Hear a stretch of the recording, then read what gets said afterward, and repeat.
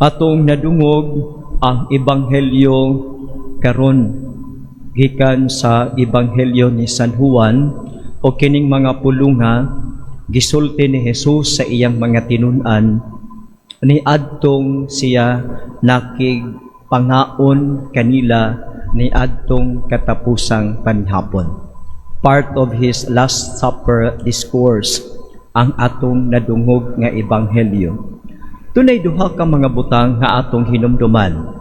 Una, gihigugma kita sa Dios. Nahigugma ang Amahan kanato. Mingon ang Ginoo, ang Amahan mismo nahigugma kaninyo. So pagkanindot nga, it is a declaration of truth. God loves you, He loves me, He loves us all. Whatever our status, pobre, adunahan, makasasala, matarong, dunay influensya sa katilingban o wala, dunay grado o wala, kitang tanan, gimahal sa Ginoong Dios.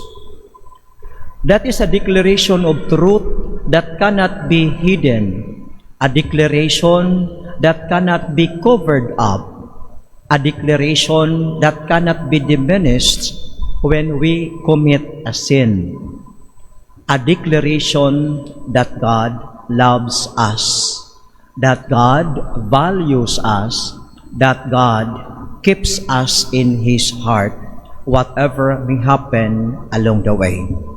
Usa ka kamatuoran nga gipadayag ni Jesus alang kanatong tanan. Daghan karon sa atong katilingban sa tibuok kalibutan ang nawad-an sa sense of being loved.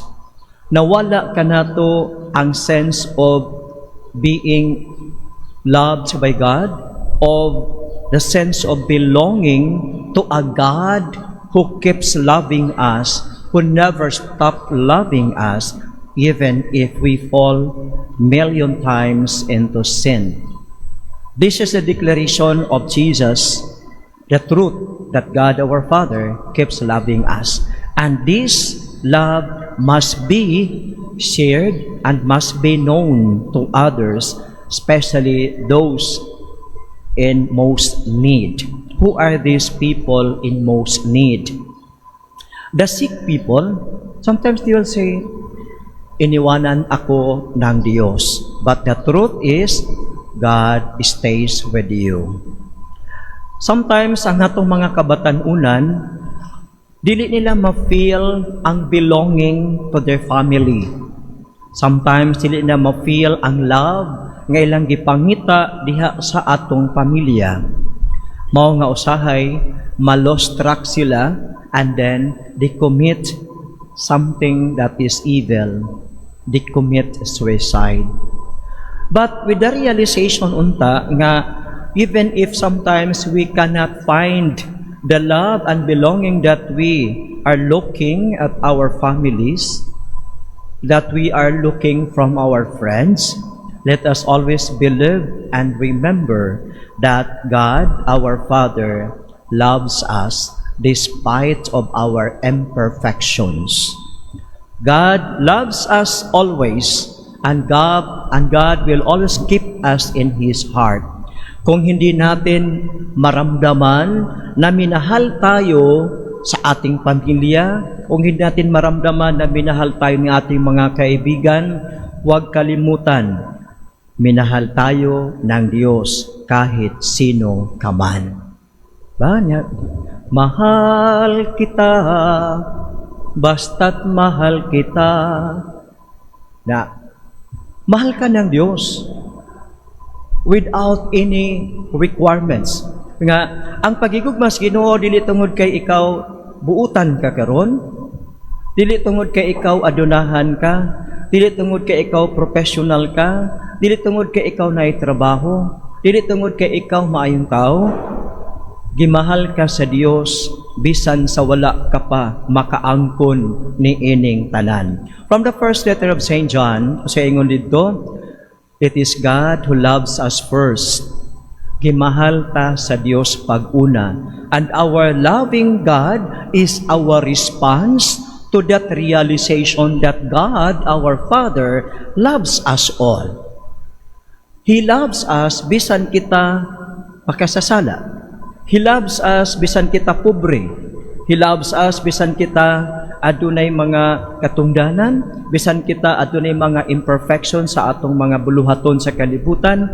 He loves us. And the more that we realize that love of God for us, that love that this never diminishes kung kita makasala, the more nga magkalaw mga tong pag-ila na ng maong gugma sa Dios, the more nga magkalawom usab ang atong paningkamot sa pagpahilayo sa sala, sa pagpahilayo sa buhat nga dautan, sa pagpahilayo sa mga buhat nga dili makapahimuot sa kabubuton sa Dios.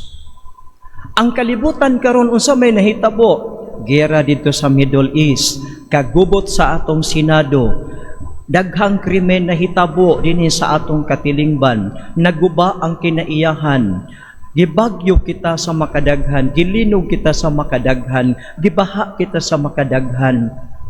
Kining tanan nagpadayag lamang sa atong pagkakulang sa kaamguhan sa paghigugma sa Dios kanato. Kay kung ang tao makaamgo og mulawom ang iyang kaamguhan nga gihigugma ta sa Ginoo, kitang tanan mo pahilayo sa mga buhat nga dinautan, mo pahilayo sa buhat nga dili makatabang og makaayo sa katilingban. Buhat nga dili makaayo sa katilingban, for example, ang pagguba sa inahan nga kinaiyahan, ang pagguba sa kabukiran, ang pagguba sa mga kakahuyan, ang pagguba sa mga kasapaan, kasubaan sa kadagatan. Mao nga ang atong dagat, ang atong hangin, ang atong kayutaan is polluted. Nganuman, kulang kita sa pagkaamgo nga kini di ay tanan iyas Ginoo o gitugyan alang sa atong kaayuhan, dili alang sa atong kaalautan. O nasinati na nato ang resulta sa kalampingasan sa tao. Inig mubaha, lampurnas ang tanan, pobrig dato, agihan sa tubig. Kung mubagyo, lampurnas ang tanan, pobrig dato, maagihan sa hangin, maguba atong balay, mga daot atong mga properties, ang mga tanom sa kabukiran, mga daot, magutom kita tungod kay nadaot, tungod kay ang kinaiyahan miresbak. So mao ni tan-aw na to nga pagkanindot deno kanang the more I realize that I am loved by God and I soak myself in that love of God, pagkanindot ang feeling ba nga gigugma di ay ka? Pagkanindot sa pagbati nga someone is loving you, and that love of that someone nga mituhop sa imong kasing-kasing, mituhop sa imong tibuok nga kinabuhi, kana nga gugma magdala kanimo ngadto sa usa ka lakang nga ang imong buhaton mao ang makapahimuot sa naghigugma kanimo. Ang imong mga buhat, ang imong mga pulong, ang imong mga plano kanang makapahimuot sa nahigugma kanimo. Once ang atong realization of that love of God nag-anam og kalawom. Mailhan nato ang usa ka tawo nga wala pa magkalawom ang pagkaamgo sa pagmahal sa Ginoo kaniya. Nganuman unsaon mapag-ila niini? Ang pag-ila makita nimo diha sa iyang kinabuhi.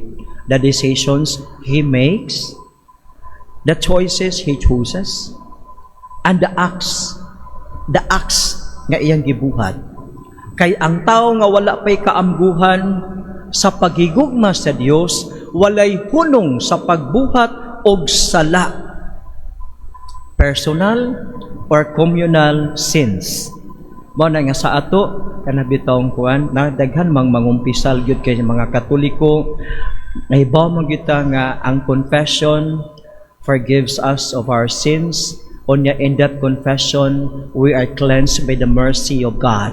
Kabalutaan na. But ang gipangita nato is not the number of times how you go to confession, but the number of times and the degree of how much you exerted effort to keep yourself away from sin. Kaya pwede raman nga gamito na to ang confession mo nga, sige lang, magkasala ko ka, mangumpisa na ko mga pader. Na dito, may mo na to nga excuse, may mo na to nga ang confession, wala na to ma-understand. Kaya once you are forgiven, itanong sa Ginoo sa tong kasing-kasing, kana bitong feeling nga, maulaw na ko sa Ginoo magpakasala, uy. Nung kita kay baga lagi tagnaong, nga umbisal ta karon gipasaylo ka sa Ginoo. Unya, pagka-outsort, kasa na pud ka, na mabitaw nga, naiuban mangumpisal karon adlaw, sige.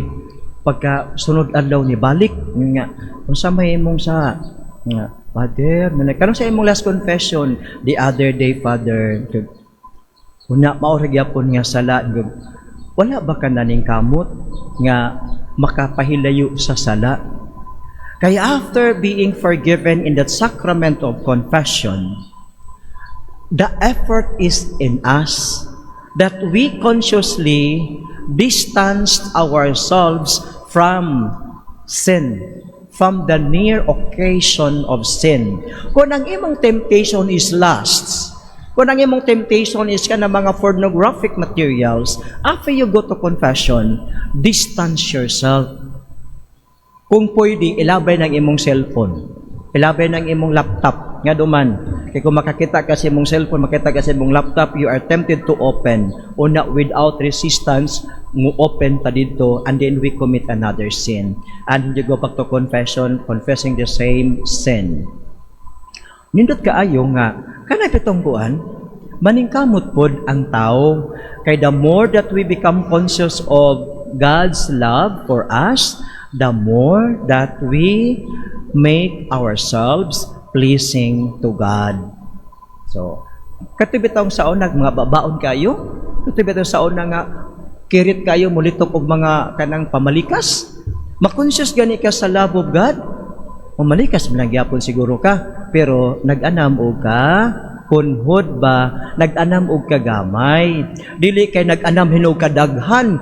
So, basta makonscious sa love of God, minta nga gilabay ako sa Ginoo. Kung sa may sugo sa Ginoo sa nag-love niya, this is my commandment, love one another. Diba? Mo pa nakikisugo sa Ginoo na to. So kumao ni, maningkamot kita mga igsuon. Awareness of that love of God.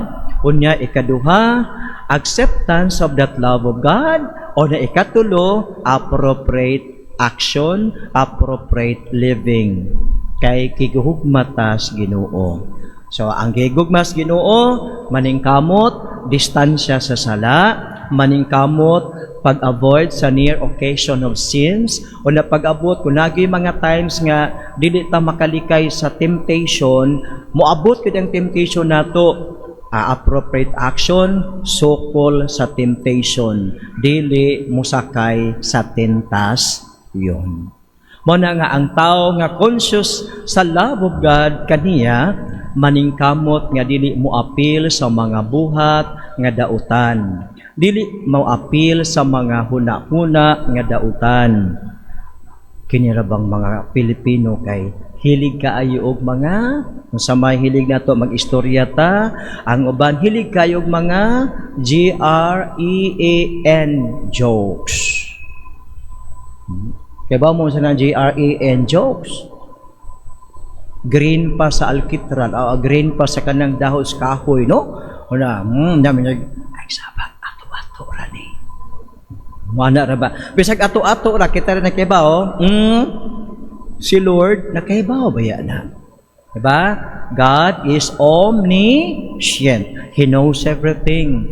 Una, despite of this, ang Dios nagpadayon sa pagpasinati sa iyang gugma kanato, hoping nga ikaw ug ako matandog sa iyang gugma o kita makaamgo. Hala Lord, sorry. Kana bitong makalitok tag di maayo, makabuhat tag di maayo, makahuna tao nag di ta maayo, mingon ta nga Lord, I'm sorry. Mao nay conscious na sa love of God. So, ang dili conscious sa love of God, ang wala pa makaamgo, patuloy sa mga pagbuhat o dinautan nga buhat. Katuloy sa pagpakaylap og fake news sa internet. Patuloy og pagbuhat og video sa internet nga di sakto. Unya, kung sa may purpose anang ibutang diya sa TikTok, isod sa kanang social media aron pagpangilad sa mga tao, and that is evil. Deceiving others is evil. Tapos ikaduha nga atong hinumduman dinhi sa atong ebanghelyo karon. Nagpasalig ang Ginoo, miingon siya, ang Amahan muhatag kaninyo bisag unsay inyong pangayoon kaniya sa akong ngalan. Diba? Ask God of whatever needs I will ask Him. And at the same time, God is telling us, you can also ask God for others. Ako, I can pray for you. I can pray over the sick. I can pray those who are traveling. I can pray for those who are looking for job. I can pray for those people in need. Ano kingon sa Ginoo? So yun sa nga, pangayo kamo sa Amahan, kay ang Amahan muhatag kaninyo. Gidasig ta sa Ginoo to keep asking. And how do we ask? When we ask, we pray, di ba? So the Lord is in. I can pray for my needs and I can pray for the needs of others. Diha musulod ang atong giingon intercessory prayer. I can intercede for you and I can intercede for them. You can intercede for me. You can pray for me. You can pray for others in need. Even those people nga wa ta kaila by name, but we know they are in need. We can intercede and pray for those people in the eastern part, in the Middle East. We can pray for them that despite of their experiences of war, we can pray for their safety, we can pray for their salvation. Because God tells us, ask the Father, and the Father will give you in my name. So pag ganindot to nga, ang Ginoo, wag yun siya may nga, oh, you cannot ask that.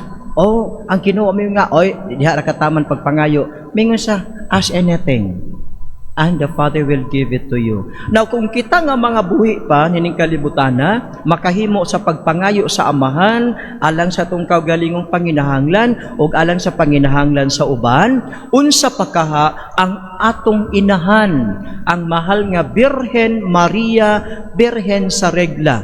Ang atong inahan, nagampo alang kanato. Ang atong inahan, mga muyo alang kanato. Kanato nga misangpit sa iyang tabang. Kaysa magod sa kalibutan, bida, na atay mga need, pwede man nga kita rin mo lihok good, pwede rin mga kita rin mo process, pero along the way, you cannot avoid asking a friend to help you of what you need. For example, ito kag City Hall, ato kag Capitol, na kay needed to. You cannot avoid passing through these people, and you cannot avoid asking these people to help you, even if you do not know them personally. Ingana ang intercessory prayer. Kita magpatabang ta sa mga tao nga gibutang ani nga mga windows. Bisag wa ta kailaan nila personally, pero we come to ask their help to make our kanang atong transaction mo progress. Sa ato, our mother knows us very well. Ang atong inahan, si Santa Maria Birhen sa regla, nakaila kanato. O kung kita magpatabang sa atong inahan, ang inahan dili mo balibad sa iyang mga anak.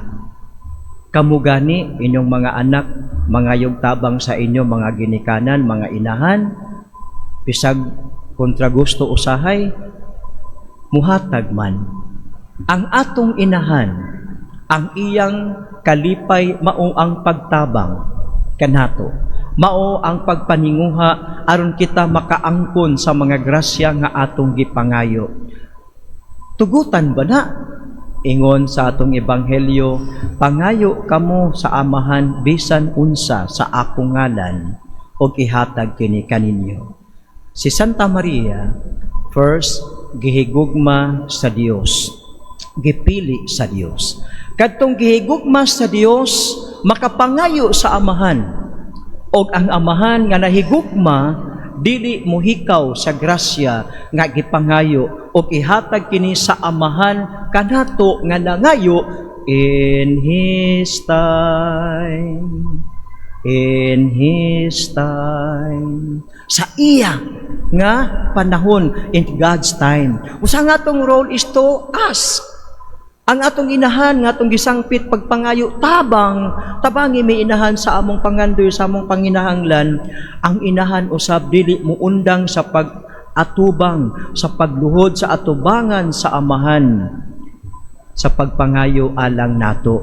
Kung kita gani makatabang sa panginahanglan sa uban, unsa pa kaha ang atong inahan nga langit nun, nga atuan na sa puloy-anan sa Dios. Mas labaw nga makatabang kay kanato nga ania pa nining kalibutana. So nindot kayo mga igsuon nga ang debosyon sa mahal nga Birhen Maria sa regla kanunay maglambo sa atong kaugalingon og magdala kanato ngadto sa dako nga pagsalig sa inahanong tabang. Kay kita nga liapas kalibutan makahimo gani pagampo alang sa uban unsa pa kaha ang atong inahan nga atuan na sa langit nung puloy-anan. Mas makahimo sa pagtabang pagampo alang kanatong tanan.